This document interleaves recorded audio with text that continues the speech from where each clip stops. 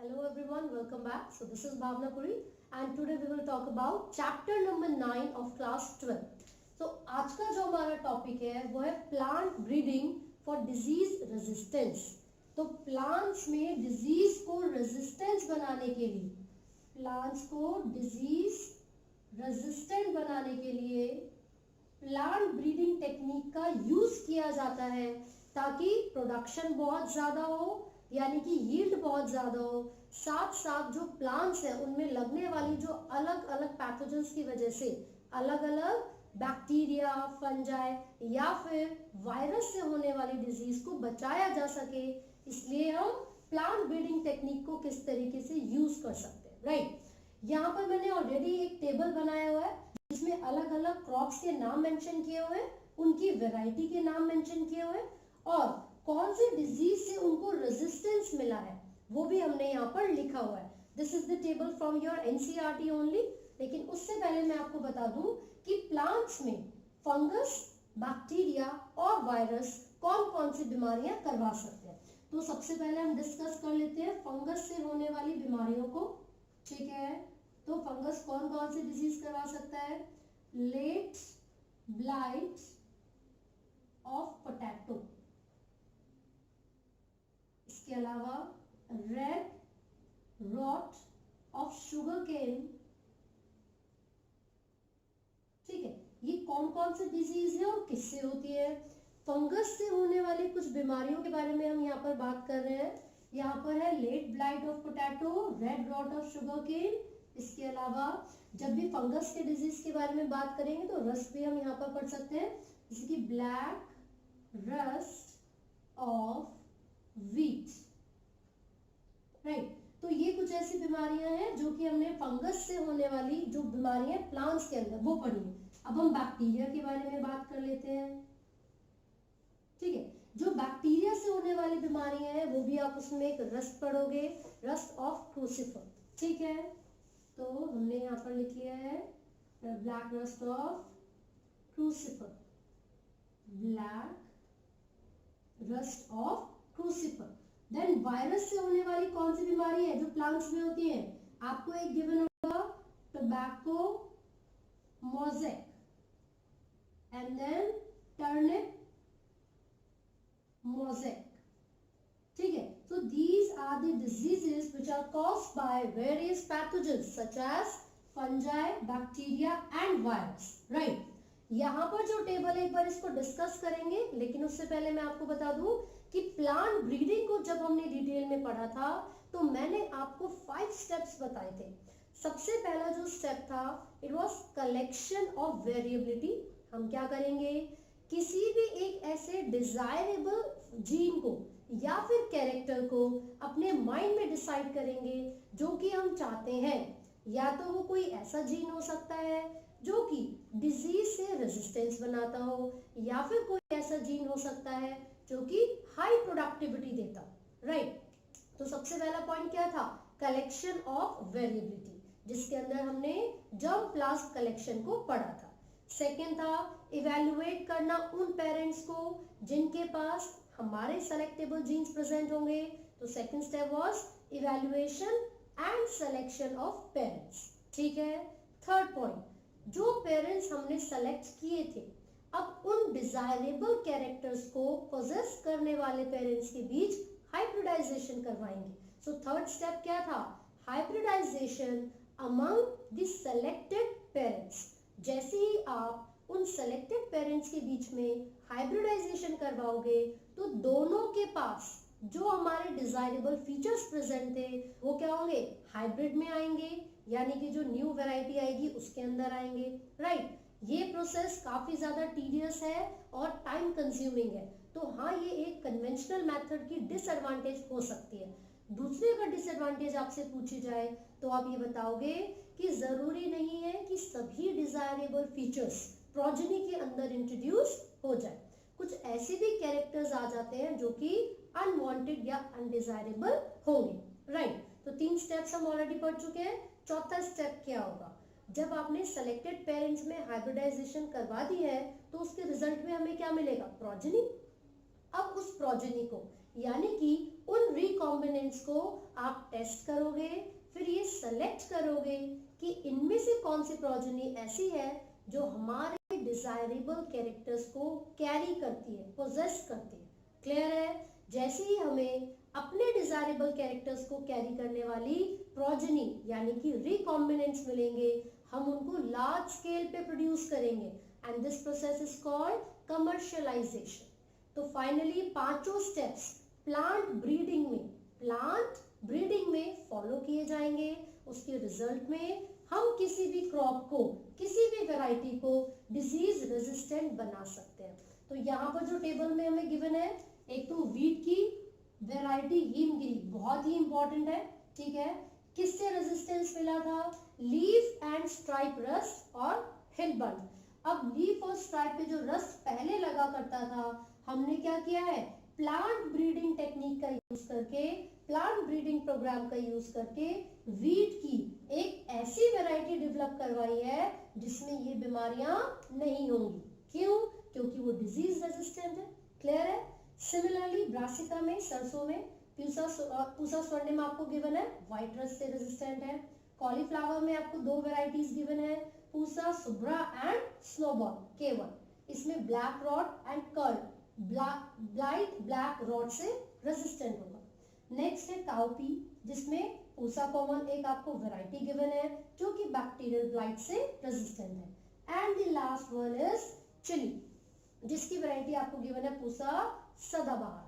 और यहाँ पर आप देखोगे तो वो वायरस से होने वाली जो डिजीजेस है, वायरस के इन्फेक्शन से क्या होगा? उसके पास रेजिस्टेंस होगा। सो ये हमने किसके बारे में बात की है? डिजीज रेजिस्टेंस में। डिजीज रेजिस्टेंट प्लांट को अगर बनाना है तो प्लांट ब्रीडिंग प्रोग्राम का हम यूज कर सकते हैं। लेकिन जैसे मैंने आपको बताया कि डिजायरेबल कैरेक्टर्स के साथ साथ कई बार इस कन्वेंशनल मेथड का यूज करके कुछ अनडिजायरेबल कैरेक्टर भी नेक्स्ट जनरेशन में पास ऑन हो सकते हैं। तो अगर हम उन डिजायरेबल फीचर्स को ही आगे ले जाना चाहते हैं जिससे हमें फायदा होगा, तो हमें एक और प्रोग्राम है जिसका हम यूज कर सकते हैं and this program is called mutation breeding. क्या बोलेंगे उस प्रोग्राम को? Mutation breeding. इसमें क्या होगा? हम क्या कर सकते हैं? म्यूटेशन, अगर आपको वर्ड पता है तो आप जानते हो कि म्यूटेशन का मतलब है change in the sequence of DNA और genes. Change in the sequence of DNA और जीन्स हम म्यूटेशन करवा सकते हैं आर्टिफिशियली, किसी केमिकल का या किसी फिजिकल मेथड से यूज करके। एक एग्जांपल जो आपकी एनसीईआरटी में गिवन है वो गामा रेज का एग्जांपल है। तो आप याद रखिए कि गामा रेज का यूज करके भी म्यूटेशन को इंट्रोड्यूस करवाया जा सकता है प्लांट्स के अंदर, और उससे क्या होगा? जो अनडिजायरेबल जीन्स हैं उनको एलिमिनेट करके ऐसे जीन्स को इंट्रोड्यूस किया जा सकता है जो कि प्लांट्स को डिजीज से रेजिस्टेंट बनाते हैं। ठीक है, तो मान लीजिए एक प्लांट था, इसमें मैंने गामा रेज का यूज किया और इसको डिजीज रेजिस्टेंट बना दिया। ठीक है, तो म्यूटेशन करवा दिया मैंने इसके अंदर। अब मैं क्या करूंगी? किसी दूसरे प्लांट के साथ इस प्लांट को ब्रीड करवाऊंगी, हाइब्रिडाइजेशन करवाएंगे और इसके रिजल्ट में मुझे एक ऐसा प्लांट मिलेगा, एक ऐसा रिकॉम्बिनेंट मिलेगा जिसमें दोनों ही प्लांट्स के फीचर्स, जो डिजायरेबल कैरेक्टर्स हम चाहते थे, वो अवेलेबल होंगे। राइट? तो म्यूटेशन ब्रीडिंग की जो ये टेक्नोलॉजी है, इसका यूज हमने किस में किया था? आपको एक एग्जांपल एनसीईआरटी में गिवन है मूंग बीन का। मूंग बीन किससे रेजिस्टेंस थी? वो येलो मोज़ेक वायरस से। दूसरा पाउडरी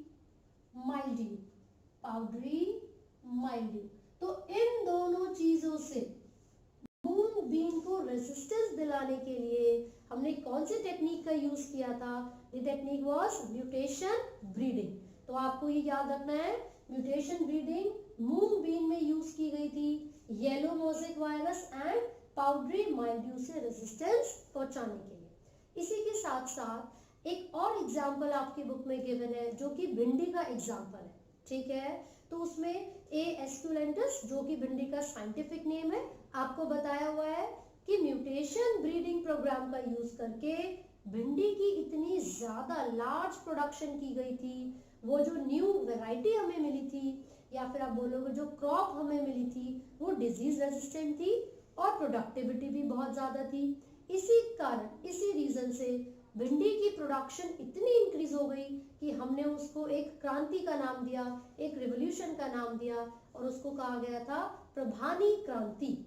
भिंडी यानी कि लेडी फिंगर के लिए जब उसकी प्रोडक्शन बहुत ज्यादा हो गई थी उसके लिए कौन सी क्रांति यूज की जाती है? प्रभानी क्रांति।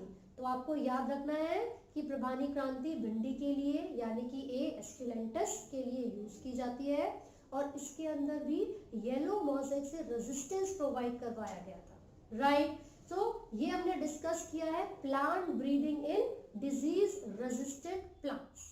तो दोस्तों हमने बात की है कि प्लांट ब्रीडिंग प्रोग्राम का यूज करके किस तरीके से डिजीज रेजिस्टेंट बनाया जा सकता है प्लांट्स को, राइट। हमने अलग अलग डिजीज के बारे में भी बात की थी, जैसे कि फंगस, बैक्टीरिया और वायरस से होने वाली बीमारियां। यहाँ पर हमने 3 डिजीजेस लिखी हुई है जो फंगस से होती है। This is brown rust of wheat, आप इसको करेक्ट कर लीजिए।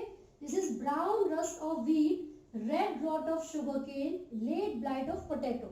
ये तीनों बीमारियां फंगस से होती हैं। बैक्टीरिया से होने वाली बीमारी हमने लिखी हुई है ब्लैक रॉट ऑफ क्रूसिफर।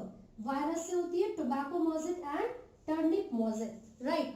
तो जब डिजीज रेजिस्टेंट बनाया जा सकता है तो इंसेक्ट रेजिस्टेंस भी तो बनाया जा सकता है ना। अब हम आगे डिस्कस करेंगे plant breeding to make the plants resistant with the insect resistance, यानी कि जो इंसेक्ट पेस्ट होते हैं किस तरीके से उनसे प्लांट्स को बचाया जा सकता है, ठीक है। उससे पहले मैंने आपको भिंडी के बारे में भी बताया था।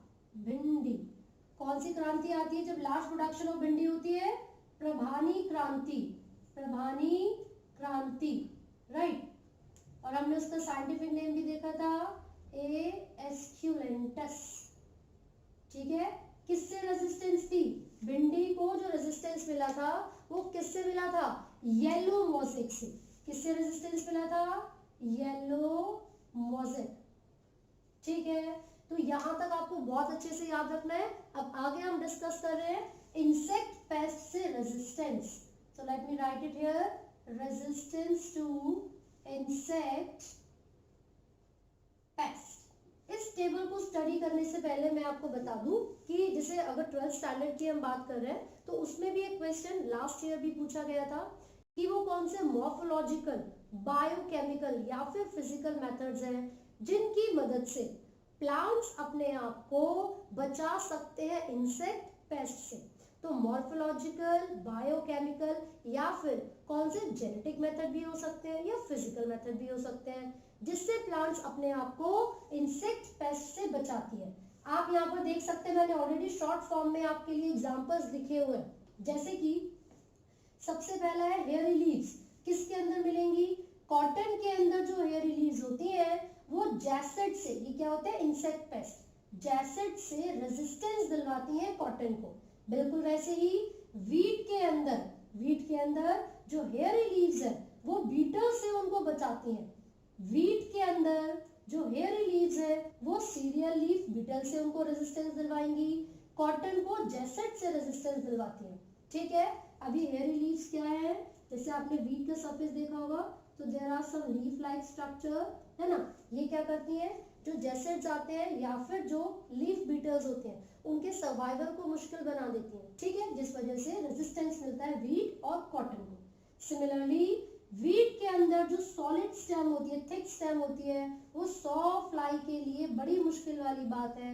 And this saw fly can not attack और हार्म दी वीट क्रॉप। साथ ही साथ आप देखोगे कि जो कॉटन के अंदर जो बॉल्स होती हैं, अगर कॉटन की लीव्स बहुत ही स्मूथ होंगी और कॉटन बॉल्स में नेक्टर नहीं होगा, अगर कॉटन बॉल्स में नेक्टर नहीं होगा तो बॉल वॉर्म से रेजिस्टेंस मिल सकता है कॉटन की क्रॉप्स को। And the last one is मेज स्टेम बोरर। मेज की खेती को बर्बाद करने वाले, बोरर मतलब छेद कर देने वाले, ये जो इंसेक्ट पेस्ट होते हैं, अगर उनसे मेज की क्रॉप को बचाना है तो एस्पार्टिक एसिड का कंसंट्रेशन ज्यादा होना चाहिए और low nitrogen and low sugar content होगा, तभी मेज स्टेम बोरर से हम मेज की खेती को यानी कि मेज की क्रॉप को बचा सकते हैं। ठीक है, तो ये सभी चीजें आपको याद रखनी है अलॉन्ग विद दिस टेबल। इस टेबल में आपको गिवन है कि ब्रासिका यानी कि रेप सीड मस्टर्ड, जो सरसों के बीज होते हैं, सीड्स होते हैं, सरसों की एक इम्प्रूव वैरायटी है जिसका नाम है Pusa Gaurav. And this variety is resistant to aphids, इन इंसेक्ट पेस्ट से बचाव होता है।